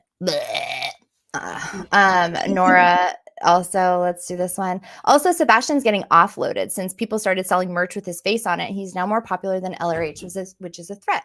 This is why I love the movement. This is why, this is it right here. You can't do this with anything else unless you have a controversial, lovable character who happens to have a good bone structure in his face. You can't buy that type of marketing. It's great. If anybody wants to send me a Sebastian merch, I'm down. Thank you, Marilyn. Sending love and support. Proud of you for speaking your truth. I appreciate it. And I appreciate for everybody who like even stuck around this long. I want my message to go to people. This particular message should go to the people. You know who you are. Stop covering up those crimes. Stop doing this. You're hurting our family. You are hurting our family. Do you not see? Yeah. Okay. Thanks for that. Thanks for listening to that. Scream at you all. Okay. There's a bunch of comments. Ooh, boy. Here we go. Okay. Vanessa, thank you. My book was incredible. She recommends it to everybody. I really appreciate that. Any second gens or ex-cult members who read my book and give it a thumbs up is especially loving for me. Is it's not this. This is wrong. It's literally Surge. Whatever. Go to literally Surge. That's who we've been talking about a bunch about. Literally Literally. Literary, but I don't think that's what I was going for. The truth is neutral. If someone doesn't like the truth, they need to take it up with the truth. They can either change it or accept it. I like that. I have come to realize, though, that when you come to emotions and perceptions of trauma, everybody's truth doesn't end up being the same. Yeah. Confusing and weird. Like, I bet if my mom was up here speaking her truth, it would be really different than what I'm saying. Yeah. Savior complexes are counterproductive. I don't have I don't have any. I don't have any thought on that either way. I could see how they could be counterproductive, but I think we have to remember that the whole world is boiled into snippets these days. Like, I don't know who you are who's sitting here watching an hour and 23 minutes. I have the attention of a goldfish. I can't get through anything. So something so quick as like Free Sebastian or fuck Marie. No, I'm just kidding. I thought about if I should say that or not. Don't do that. And also, for the record, like, please don't harass my mom. Yeah. I mean, I don't know. That would also be counterproductive. I don't know, though. I feel like saying that means that I'm soft still. I'm a confused person. It's complicated. It's a complicated topic. William Good needs to hear your story, Atlas Gale and others. He and the Squirrel Squad TikTok crew are doing great work. It just has a different focus. It's all important to be heard, though. I agree. And I don't know how I got wrapped into sort of this because, like I said, I think it was that video I made just went big. And now I'm tied in with the Rolling Stone article, and I'll own it. Yeah. And I will still continue to say Free Sebastian, and I'll wait for people to say, what does that mean? And then I'll let you know. I do like this comment too, though, because I do think it just has a very different focus. And I don't think, I think there's a place for all of it. And I think this is also a continuous conversation with all cult survivors, all deconstructing, like, religious or self-help groups or anything, any kind of cult or cult-like group you're deconstructing from. This is always the question is like, what approach to take? How do you feel about it? At what point are you in your healing journey? And there are lots of different ways to talk about it, lots of different ways to approach it. And I don't think any of them are like good or bad or better or worse. Like, there's a place for all of it, and they're all serving to do different things in the movement. Yeah. Well, and I mean, I would hope that the TikTok crew, the Squirrel Squad, would see me as an asset because, I mean, I hope I'm an asset, but I'm hoping to kind of help shine some light on some of the different things, like the personality tests or like, different things, whatever. Let's see. There's no amends for that. I think is what that shit. Yeah. That is that's so interesting. Like in that note, from my cousin here, where is it that one? This other one. I just can't get over this, where it's like, is the kid is not allowed around dad. Now, this is the youngest kid. So the older two kids were already harmed by him. Okay. Yeah. Years ago. So not around dad until he finishes. Oh, I keep tapping my microphone. I know that's loud. His own conditions, which he is working on, and OWs. So those OWs, overts and withholds, means that my uncle, he must have gone onto an e-meter and admitted all his crimes. Yeah. Do you think Scientology turned that over to the FBI? No. I doubt it. I'm sure not. I know. In Theta, Liz Gale therapy, yes, all of us. I know. We all need therapy. I've been thinking, I was like, maybe I should get a sponsorship. And I thought, who would sponsor me? And then I thought, it's got to be a therapist. It's got to be. Yeah, gotta be.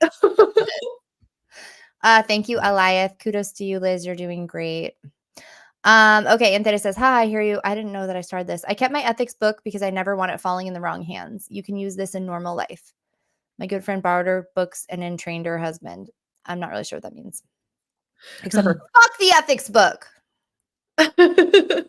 That's where so much of this comes from. That's where the conditions are. That's where the OW write-ups are.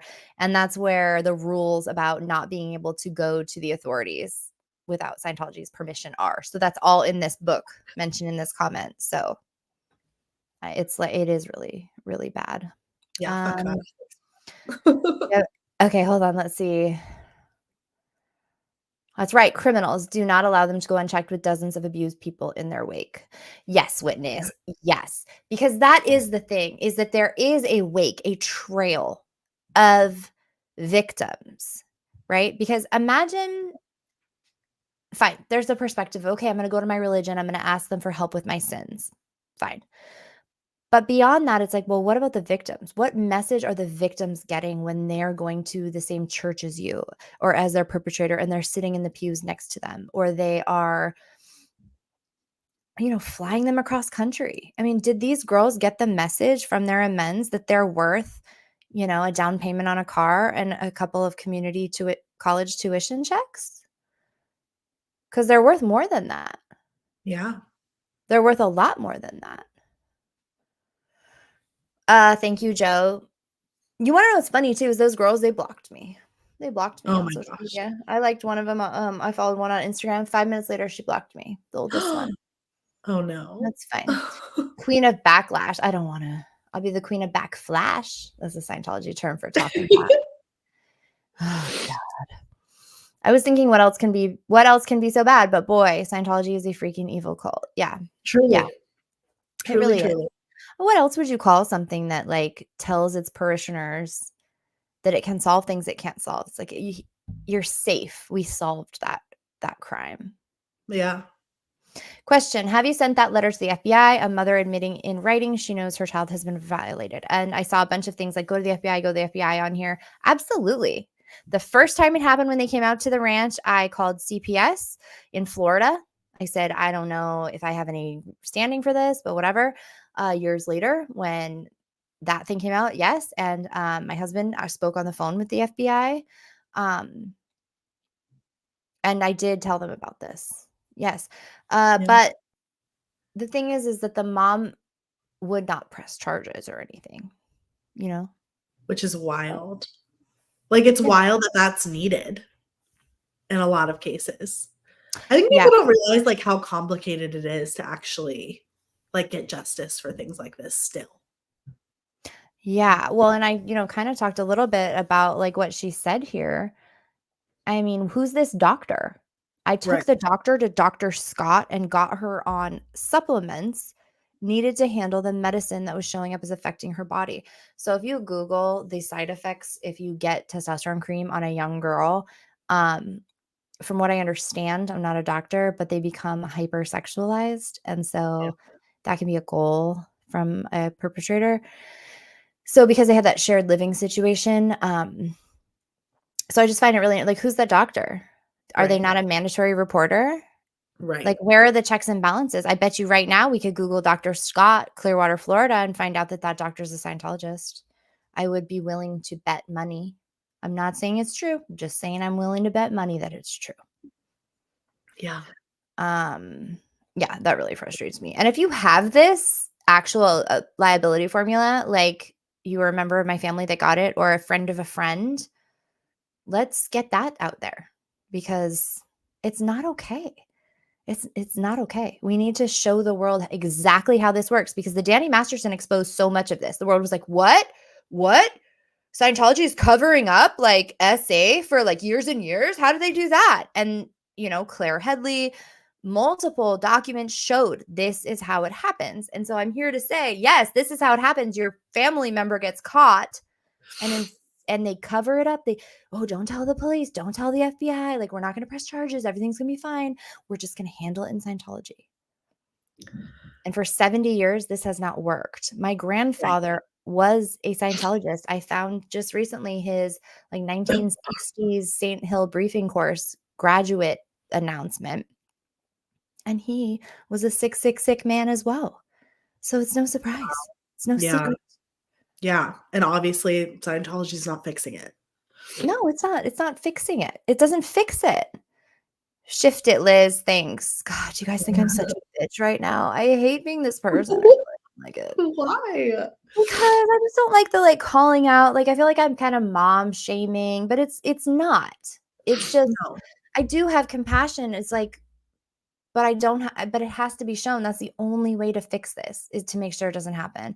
And I think Jessica Pomadesa's is onto something because I realized that my focus had never ever been tax exemption. My focus I felt like that's a political thing where I was like, I'm not trying to get tax exemption for taken away from Scientology. But I realize now that that actually solves all the problems. It does because it takes away their priest I don't know what the right word is, priest permission not to tell things. It makes all their employees have to have at least minimum wage. It means they have to get paid overtime. It means they have to have protective gear, like we have OSHA, Oregon Safety Health, but they have to have some sort of oversight. So I think I'm gonna turn my camera and my mic off really quick. I have to go blow my nose and stuff. I guess my coughing has reached its limit. I'll be right back. Poor girl.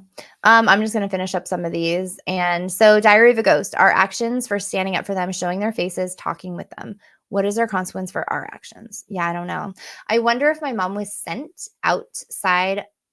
Okay, I wonder if she volunteered to be outside of that org or if she got called in.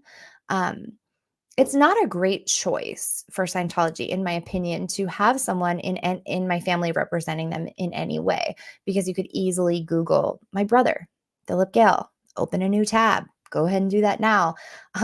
There's been controversy in my family regarding Scientology since the beginning. But what ends up happening is people have to make up the damage for me. Like, she's probably in trouble because of me. And like I said, it's been heating up in my family. So I've definitely was told yesterday, OSA's watching you, Liz. They watch everything you do. Well, guess what, OSA? You covered up crimes against my family members. We're not cool. Watch all you want. Here I am. I'm not going to stop talking about this. I'm not going to go away. And don't you dare put one of my family members front and center again. It is not a good look. Thanks, guys. Whew, that was intense. Hi. Oh, are you back? Yeah, sorry. No, you're fine. I just How'd you get that little thumbs up to pop up there? think I put my thumb up. I don't even know. I don't know That what was happened, that was but I just had a moment. Oh my God. Probably I lost a lot heard of you. people with that. Love it. I have a resting bitch face, and then when I get mad, I'm like angry. Let's see. There's 2 more of these. Kelly, hi. Hey, Evening, Kelly. ladies. Liz, I got your book this week. Can't wait to read it. The illustrations are so stunning. Thank you. That's why I'm so proud of the paperback, because it does have all these like little graphics and I whatnot. love those. Yes, go to the FBI. Go to the FBI. Yes. I know. The other thing is that with my background in education, because I started going to community college for early childhood education when I was 17, and one of the very first classes and very first things you do is you learn you are a mandatory reporter. Yeah. And as far as I'm concerned, everybody should be a mandatory reporter. Every should be. But yeah, in good conscience, I could never not call the FBI. But thank you for advocating for that. I appreciate that very much. Oh, I'm back. I keep bringing up witness. I don't know why. Yep. We talked about this. Thank you so much for the super chat. You did? Yeah. You read it. Yeah, they said religiosity is a genetic or epigenetic trait that has been proved. Some people are more or less religious by default. And I had never heard that before. I thought that was really interesting. I would love if you have any recommendations for like books or anything that talk about that, or things that I can look into. Because I had never heard that before. And they said just like addiction can be genetic or epigenetic, so is religiosity. And they commented this, Eliath, when we were talking about like what makes people leave. Like, why do people like you see these horrible things and leave, and other people see horrible things and stay? And they were like, it can be genetic or epigenetic. And I was like, it's really interesting. This makes me think about the brain a lot. So I have a 9-year-old. And there's a constant struggle about screen time. So I feel like I'm the screen time police. And I don't let him play Fortnite. We had kind of teetered on that a little bit. And he's like, why can't I? Why can't I? And I've learned a lot about brain development and about how you get a dopamine rush from these small accomplishments in the game. You level up, it's bright, you got a lot going on. Scientology is very similar because you get these accolades. You get probably a dopamine rush. And then if that's all you have, if that's all where you're getting it and that's where you've placed all your worth, I could see it also be, like an addiction. Yeah. Yeah, really, really, really weird. And as far as, the genetic aspect, like being born a 3rd generation ex-Scientologist, like I'm screwed. I'm screwed. But I have 2 kids that are not Scientologists. So is that a wash? Yeah, I don't know. I would be super interested to learn more about that. I'd like to learn about that too. I always want to say Mitch, but it's Match Majachical. I have such a hard time reading YouTube handles because they're all, it takes me forever to figure it out. Well, this is a name I see so often. Like, I wish I could get it together. But you can get more money out of the offender, and they're all about the money. That is a very interesting point, because so many times I have seen firsthand that when a perpetrator is caught and they do amends, they're supposed to make up the damage above and beyond the damage to the group or to the person. And I know amends is also done in AA and other like Anonymous, Narcotics Anonymous. It's like one of the steps. And logically, I think it does make sense. And it has to be very specific to that person, like what's valuable to the person and also what offense you made. But I see in Scientology in particular, I have seen so many times the amends being money, not directly to a person, but paid somewhere on behalf of them. Like in my family, they bought, maybe bought a car for someone. And I see that happens in other families too, buy-offs. Or buying Scientology processing for somebody. I've seen that multiple times as part of a handling where it's like, oh, okay, I harmed this 6-year-old girl or I harmed this, 22-year-old woman. I'm going to pay $25,000 so she can do Scientology to fix her hurt. Right. So it is a money, like you're saying here in this comment, it's a money-making scheme. It's what did Serge say that one time? He said he's like monetizing trauma on both sides. I feel like Right. Serge Delmar introduced me to that concept. Yeah. And so they're making money off of the trauma, yet also allowing it to continue happening and then further reaping financial benefit. Yeah, and then, you've got doctors like this Dr. Scott. How many freaking abused children has this was it Dr. Scott? Yeah, it was. How many abused children has this Dr. Scott seen? Yeah. And how many has the Dr. Scott turned into CPS, Child Protective Services? Right. Laura says, every time you say Shelly, I have to remind myself you mean your cousin, not Miscavige. Yeah. They're Be both. wild if you were talking about Shelly Miscavige this whole time. But we've had this same conversation about Shelly Miscavige before. That's a really good point. Like, is the focus is Save Shelly or Free Shelly or whatever? Where is Shelly? Where is Shelly? That's what I'm that's why can't I remember the Shelly hashtag? It's that's how you struggling. the biggest thing about Scientology until this. Yeah, well, because she's a perpetrator. Right. She, I mean, I don't know why I'm just like talking about Serge Delmar all day, but like she directly approved, like she was on his paperwork. I don't want to speak for him. He tells the story great, but like she knows he was a minor. She knows he was what he was doing. She knew exactly who he was talking to and what he's being exposed to. And she was like, that's fine. But she was also 12 years old and literally given to L. Ron Hubbard. Yep. And let's talk about that for a minute, because now we're going all the way back. And we talked about that protester, Victoria Palmer, and her independent Scientology movement.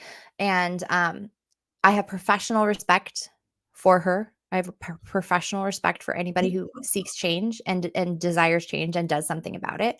Personally, I don't think Scientology is savable or restorable, because when I think about the early days of L. Ron Hubbard, I think about him collecting young people. Yeah. What's the Ariel? She's like, I've got trinkets and gadgets and bobbits or whatever she says. It's like L. Ron Hubbard. He's like, I got blondes and 9-year-olds and 5-year-olds. Yeah. Like, why are you doing this? That's your hero. Right. What the hell? And granted, there have not been a lot of essay accusations from him in particular. I think he didn't have that strong of a drive in that. Like his body, I think it was impotent anyway. But it created a situation where like young children are just around, just like it was still predatory. His behavior was still predatory regardless. Thank you. Yeah, I agree. I agree very much. I'm just on one. First gens are not victims. Okay, I put this on here. You're right. But are second gens victims? Because my mom, second gen. Some of the people that are the TikTok crew yells around and, it are second gens. Yeah. So I don't like the narrative that first gens are not victims, because people bamboozled into a cult are victims. And I don't like the idea. Like, I think that's what people need to understand more about joining a cult. People don't join horrific cults for funsies. Like, no one's doing that. You join something, you think it's one thing, and it's not. Can I say something so catty and bitchy? Last night on Aaron's channel, he totally called out a creator who totally looks like they joined Scientology for funsies. That's funny. I think I watched that. Yeah. I actually did. Okay, so some people might be out there joining it for funsies, and that's weird. That's weird. Yeah. People join something they think is a good thing. They often don't have informed consent. Right. And then you get so deep into it that you don't, like, it's so much more complicated than that. Yeah. Well, my family truly believes, the true believers in my family do believe that if my uncle was sent to jail, he would never get better. If he is sent to Scientology and he truly does the conditions and truly does the his OWs, as she wrote there, before his gets his sins off, um, that will help, that will fix him. So so what different are they than Lori? What's her name? Lori Vallow, who unalived her children for being demons. It's like you're still in that same mindset, right? So you can still do horrible things thinking that you're right. And yet everybody doesn't have to think that everything is the same that's right as me. Right. We don't have to all be the same religion, but where do you draw the line? It has to be with vulnerable people being abused. Yeah.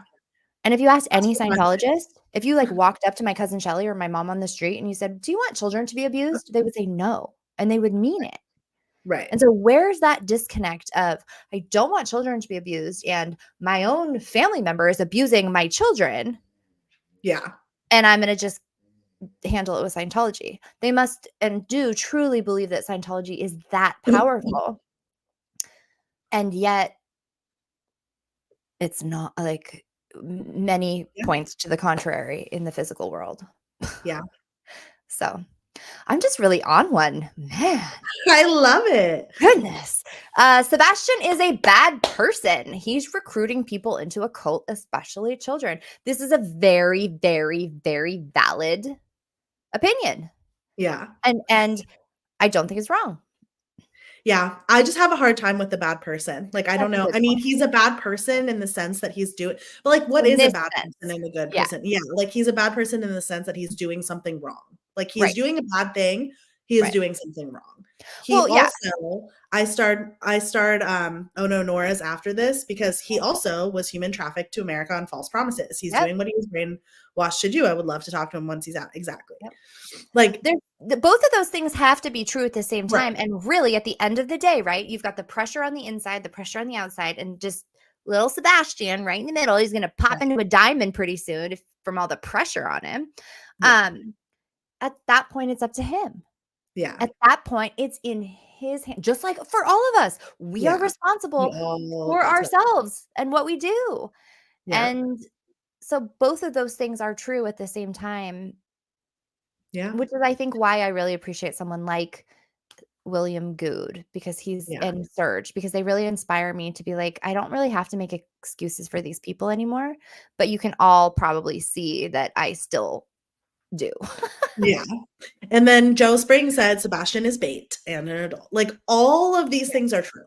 All All of of them. these things are true. I agree. The Absolutely. funny thing is now is that he's bait for a totally different crew than Scientology intended. Scientology wanted Yeah. him to be a cute guy standing on the corner that people were like, "Oh, he looks like he's got his shit together. I'll see what he's about." I don't think they Yeah. realized what would happen. Yeah. None of us did, but Yeah. now he's bait. He's like clickbait. He's like literal clickbait. Yeah. I'm so late. Not that Helen. Well, I'm staying now and have to catch the rest later. Yeah.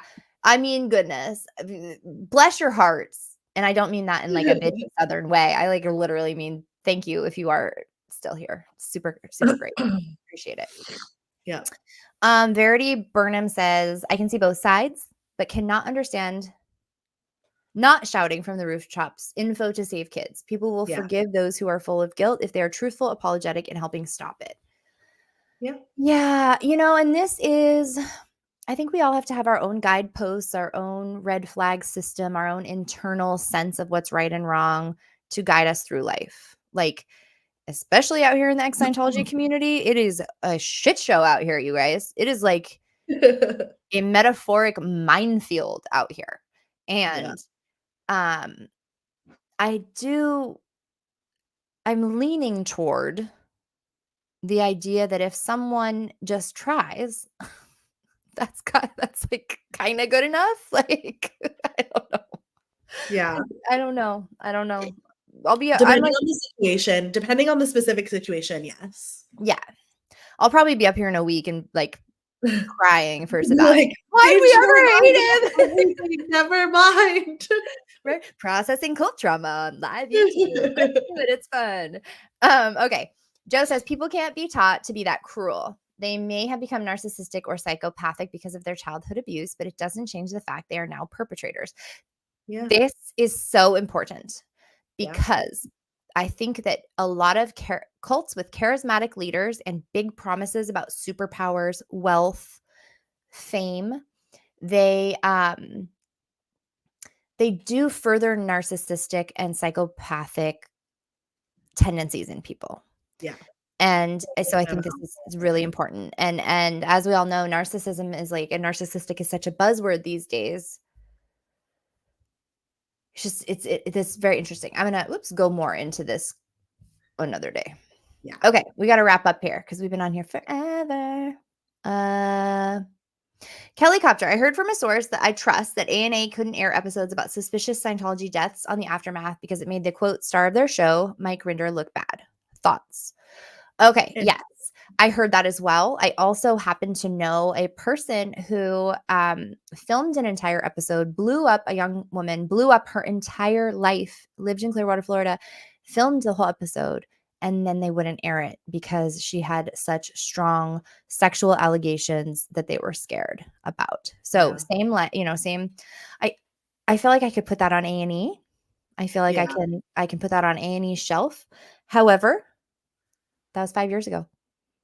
People have their own channels now, and they can say what they want, and they have their own obligations and responsibilities to say things.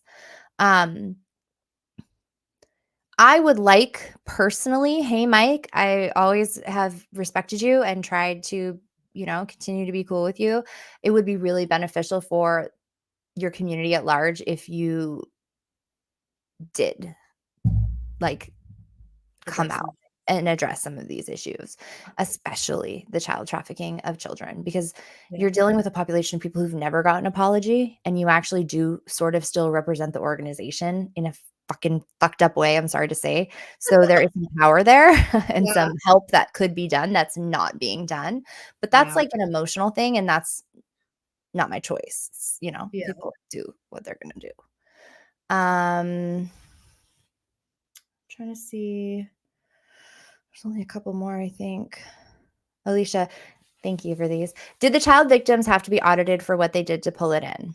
I think we all know the answer to that question. Do you? Because from my understanding, yes. However, there is another aspect that the auditing can do. Some people, it's really hardcore. Like if you're in the Sea Org or you're vulnerable and they own you, yes, you are going to have direct pull in. Leah Remini, she said she was pulled, she had to do lengthy interrogation for bringing up the Tom Cruise's wedding that Shelley Miscavige was missing. There's another side to this though, and I don't know how much my family, the girls, got. There's an auditing to handle things where they're like, what's your problem with it? What's your problem with it? What's your pain? What's your trauma? Okay, we're going to tell you how that's okay. Or we're going to get you to a place where you're okay. You're okay. You're okay. Right. And you kind of have to say you're okay. So there's two things there. There's the one making them feel like it's their shame and manipulation. And then there's just the normalizing of the abuse. Yeah. And we all know that if someone is a victim of early childhood sexual abuse, often they are a target later. Yeah. The reoccurrent, what is it, re-victimization rate? Isn't that what it is? Something like that. It's very high because that person has already, in a way, come to see sometimes, in some cases, they've already come to see themselves as a victim. And so they're almost exuding that. And that makes predators, they're like, I'm a sheep. And the wolves are like, that's the one I'm going for. Right. They have done studies on that. I want to look into that as well. Yeah, for sure. Okay, guys, I think this is the last one. And what a wonderful thing to end on, actually. Sharon Gragg, thank you so much for bringing all this darkness into the light. It's such a tough subject, but needs to be told. It does. Thank you for acknowledging that. I hope in my heart of hearts that I can find a voice within myself that is effective and true and helpful to not just the Free Sebastian cause, but the anti-Scientology movement in general.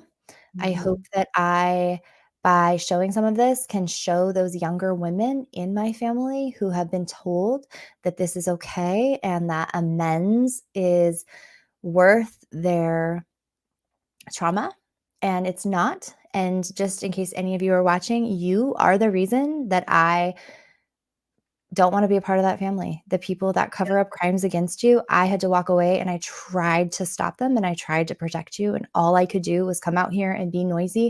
And if you ever want to get out and you ever want to talk about it, all I can say is that I'm here now. So there's that. Right. Thank you, everybody, for listening. Cassie Marie, do you have anything else that you want to add? I just wanted to say thank you for being brave and telling your story even more in depth, something that you've done over and over and over again, and something you've chosen to do over and over and over again. And, you know, we've talked so much about choices throughout this whole thing. And I think that you've chosen some really important and brave things. And I'm very proud of you. And thank you for sharing it with us. I appreciate that. I'm very grateful for you, because it's really, it's like a rare gem in the world to find somebody, like, for one, on TikTok, that you actually have a real friend, become real friends with somebody. And also, I just really value your opinion and your vibe. There's no way I would have been able to do this myself today. So thank goodness your sound came on. I know. You almost did have to do I it by know. yourself. She was like, Maybe you that have to go makes me- solo. I'm like, okay. I'm not going to chicken out, because I don't want to look No. like a chicken. I am always happy to be here and support and be a support for you to share your voice and your story. Thank you. Thank you. Okay, I'm looking here. All right, you guys, we're going to bounce out of here. See you later. Hopefully everything's cool next time, and we'll talk about fun stuff. Yeah. Bye. We need a light live stream together